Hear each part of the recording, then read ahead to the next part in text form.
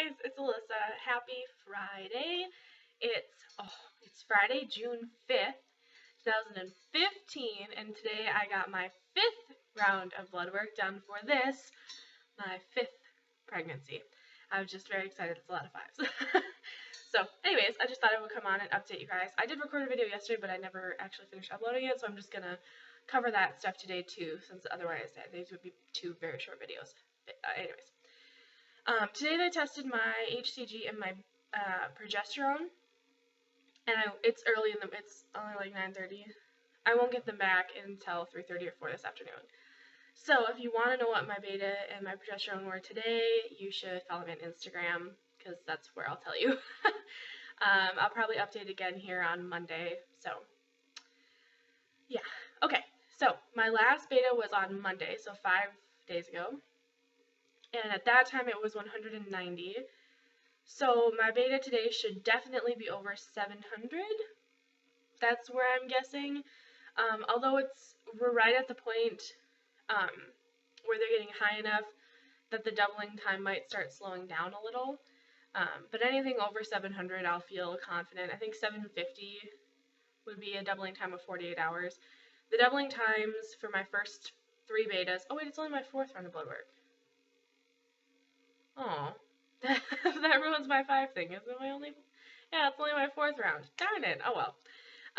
Anyways, what was I saying? Oh, the doubling times for my previous betas were 42 hours and then 44 hours between the last couple sets. So, anyways, what else was I gonna tell you? Okay, so, based on the results today, what are they going to do? So if my results are rising as they should, this is just my beta, as they should, my nurse said that they will, sorry there's a glare, they will schedule me an ultrasound either for next week, at the end of the week, so like a week from now, where I'll be just under 6 weeks, or I'm like 4 weeks and 6 days today, I'll be 5 weeks tomorrow.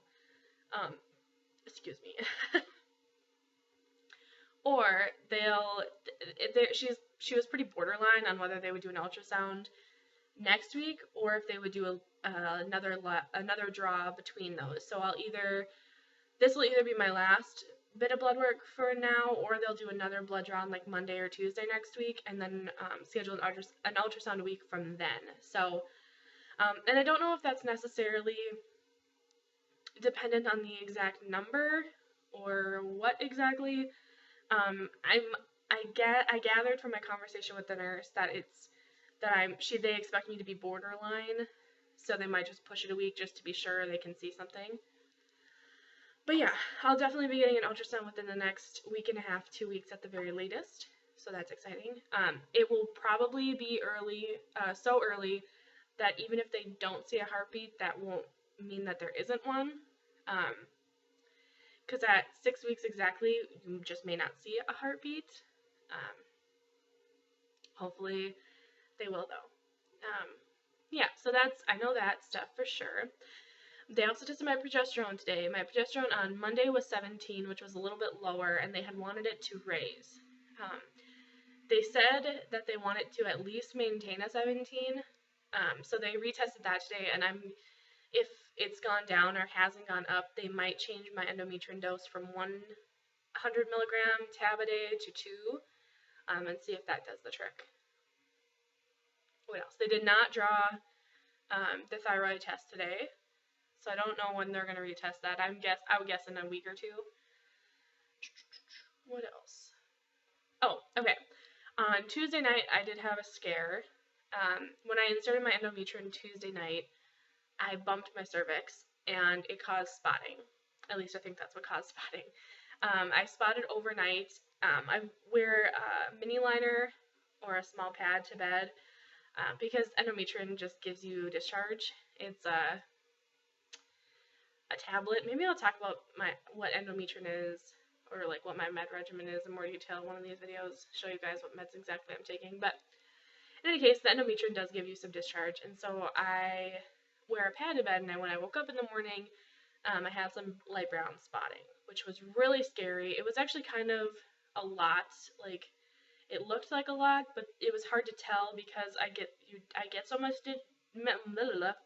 I get discharge from the endometrium, so it's hard to know, like if it looked like more because there was also discharge from that, or if it was just hard to tell.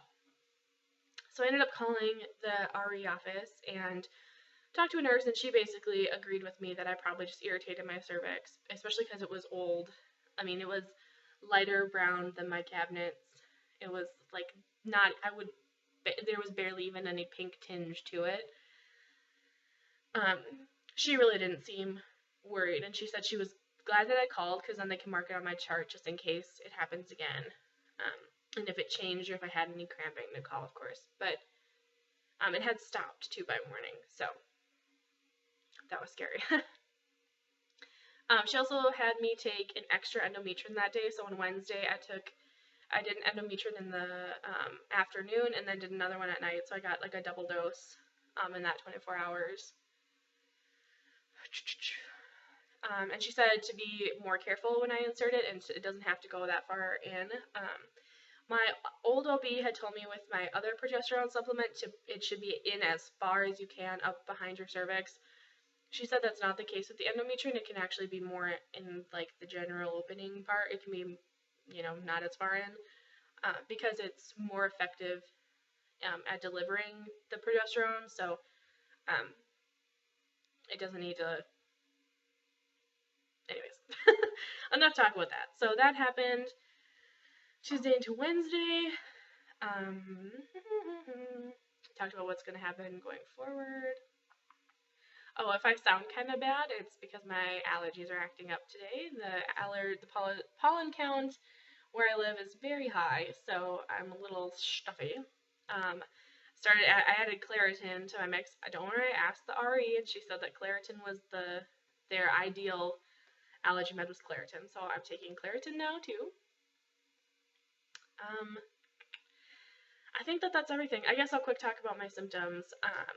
I'm still having some vivid dreams.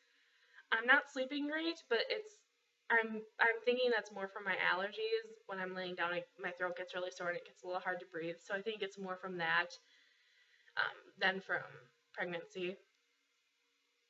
I have breast tenderness. I'm having indigestion, heartburn, nausea, afternoons and evenings, and with those come like food aversions, just because I've got so much acid and like upset stuff going on that nothing sounds good. And I've been starting to crave macaroni and cheese. Like super gross, like frozen or like fast food macaroni and cheese. I've been good so far and haven't indulged too much, but that's really what's sounding good right now.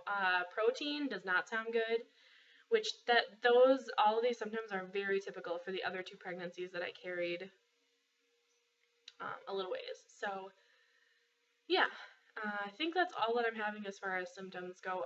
Fatigue as well, I guess I should say that, but that also it's hard to tell, is that a side effect of not sleeping well, but definitely some fatigue. So definitely starting to feel more pregnancy symptoms every day. Yeah, so that's what I know right now, and I will update you guys probably on Monday here. Otherwise, I'll be updating on Instagram when I get my results today. So I love you guys, baby dust, and I will talk to you soon.